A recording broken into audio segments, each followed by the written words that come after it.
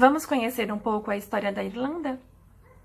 Ela é uma ilha localizada na Europa Ocidental, dividida em dois países, República da Irlanda e a Irlanda do Norte.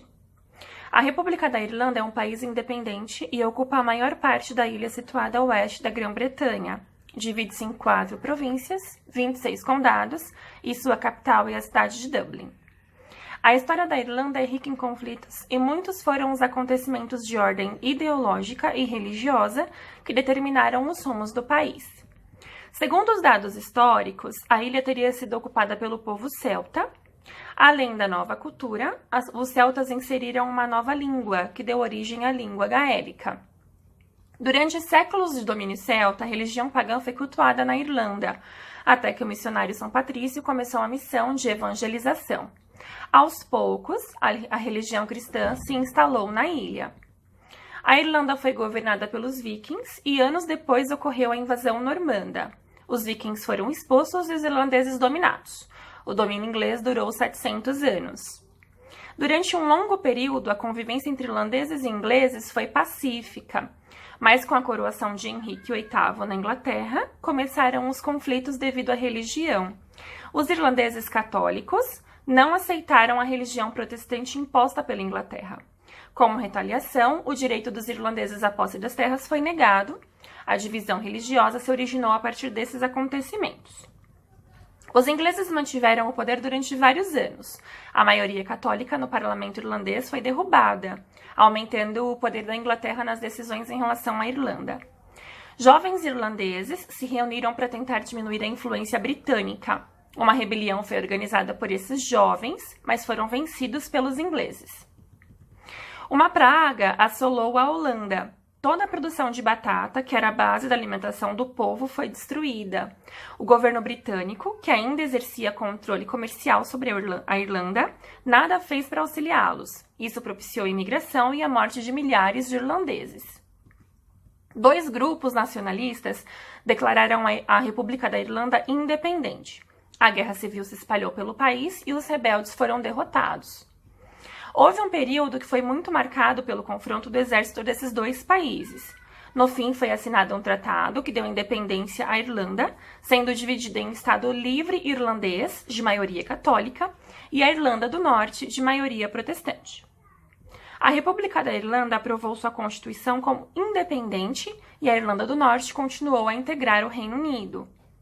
Mesmo com a separação, as disputas continuaram, principalmente entre o IRA, Exército Republicano Irlandês, e os movimentos unionistas.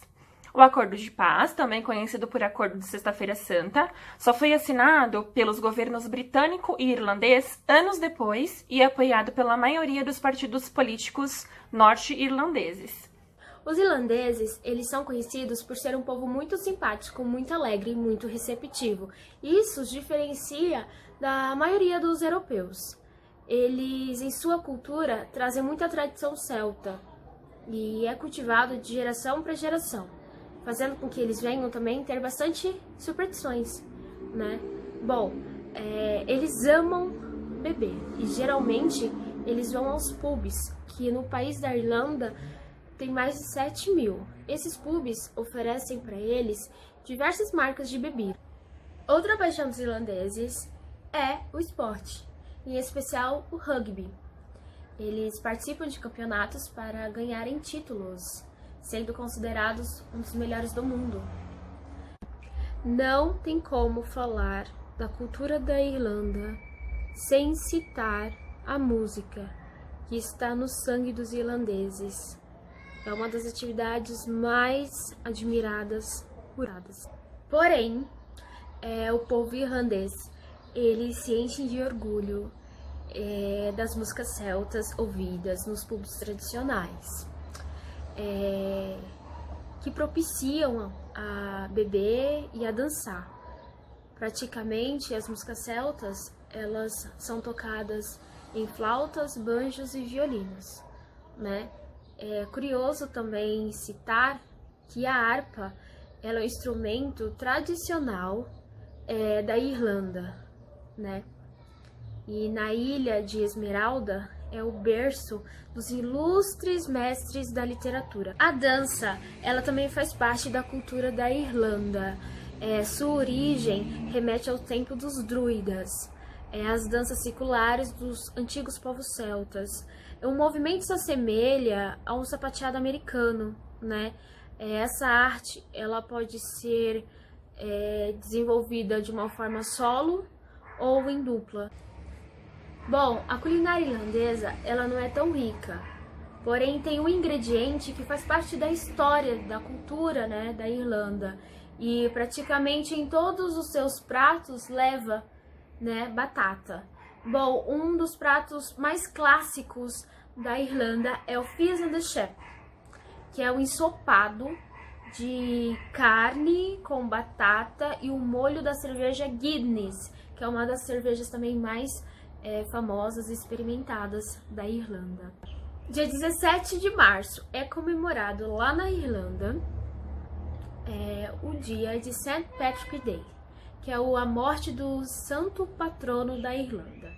Os irlandeses, eles comemoram com desfiles, onde trazem, né, toda uma tradição da cultura celta, né, nas vestimentas, nas músicas. E é um momento que eles comemoram toda uma tradição, toda uma cultura, né, do seu povo.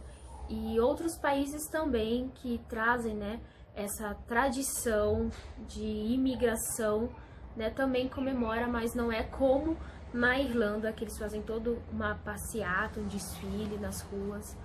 E é bem legal. Como já falado anteriormente, os celtas tiveram grande influência na Irlanda, tanto na cultura, religião, arte e até mesmo na gramática.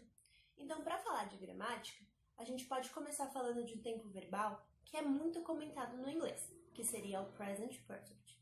Esse tempo verbal, ele serve para a gente falar de uma ação que aconteceu no passado e continua sendo uma verdade no presente. No português, o present perfect não existe. No inglês irlandês também não. Então, como os irlandeses fazem para falar de uma ação que aconteceu? Eles utilizam o famoso verbo to be, seguido da expressão after, seguindo do verbo com ing.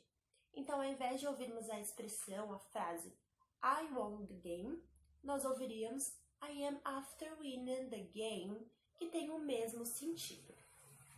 Outra coisa que a gente pode comparar de diferença com o inglês americano seria a utilização da preposição to. Ela é deixada totalmente para fora das frases. Então, nós ouviríamos a frase I amn't allowed to go out on Saturdays, ao invés de I'm not allowed to, né? Então, assim, você pode perceber que no começo da frase eu utilizei a expressão ain't, que seria uma junção de I am com not, ficando desse jeito mais complicado de falar, mas que é o mais correto de falar lá, vamos dizer assim. Uma outra coisa de diferença também que a gente pode ver é perguntas e respostas. Por exemplo, nos Estados Unidos, a gente chega para alguém e pergunta Will you help me? E a pessoa responder yes ou no. No inglês irlandês, eles utilizam o próprio verbo da pergunta para responder para você. Então, eles podem falar yes, I can, no, I can't. Não que eles não utilizam yes ou no, mas é mais difícil. Outra coisa também que é bem diferente e até engraçada, né, para quem não está acostumado, é a utilização do you. O you, ele tem o mesmo significado na América, na Austrália, em qualquer lugar. Porém, na Irlanda, a gente pode utilizar you para falar de uma pessoa no singular ou o ya, y-a. E para falar no plural, a gente pode falar yous, sim, com S no final, ou wis, dependendo da região da Irlanda. Bom, a Irlanda possui várias gírias, jeitos de falar que são diferentes da América. Por exemplo, mate, buddy, Paul, awesome, deadly, savage. Algumas expressões aí que são bem legais e diferentes. Fica até de dica para quem quiser viajar e parecer realmente um nativo da Irlanda. As línguas oficiais da Irlanda é o inglês e o gaélico. O gaélico, ele é mais falado na região rural do país, mais próximas, mais interiorzão, assim, vamos dizer. vem de bem origem céltica. A parte gramatical dele é totalmente diferente, quanto gramatical quanto lexical, totalmente diferente do inglês. O gaélico, ele é falado em 3 lugares, que tem o gaélico escocês, o gaélico irlandês, que é o nosso caso, e o gaélico mancês. O gaélico, ele está próximo da língua ancestral dos celtas, que é a língua que deu origem a todas as línguas célticas. O gaélico, ele é falado na Irlanda entre 300 e 350 a.C. As línguas célticas, ela tem 2 ramificações, o goélico e o bretão. E hoje em dia, apenas 2% da população na Irlanda fala o gaélico, mas esses 2% está localizado na região rurais. Como se fosse que se o idioma ele não perdesse a característica, como aqui no Brasil, por exemplo. O nordestino, o pessoal do norte, do sul, nunca perde a sua característica de sotaque. O idioma, a língua gaélica está presente em sua origem, ela não perde características, ela está ali presente. A pronúncia do inglês e irlandês, ela tem alguns sons e características específicas e peculiares para algumas palavras. Algumas das vezes se parece com o inglês americano e outras com o inglês britânico. É como se fosse uma mistura dos dois, mas não é. E também pessoas ao redor do mundo falam que o sotaque do inglês e irlandês ele é um dos mais difíceis de se entender. O que não é bem uma verdade absoluta, porque é mais que uma questão regional. Porque, por exemplo, em vários lugares do mundo, os sotaques das palavras que são ditas nas cidades do interior são um pouco mais difíceis de se entender, são um pouco mais complicadas de você compreender e assimilar.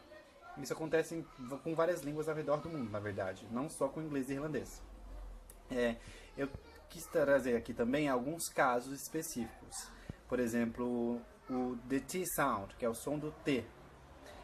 Os americanos falam YouTube, eles falam take. Já no inglês e irlandês, essa pronúncia vai ser mais com um CH no lugar do T. Ou seja, vai ser mais ou menos YouTube, take, ao invés do tube, take. É bem diferente. Tem também o the I sound, que é o som da letra I. Algumas palavras como, por exemplo, five, alright, flight. O som da letra I é um som mais com A e o I. I, alright.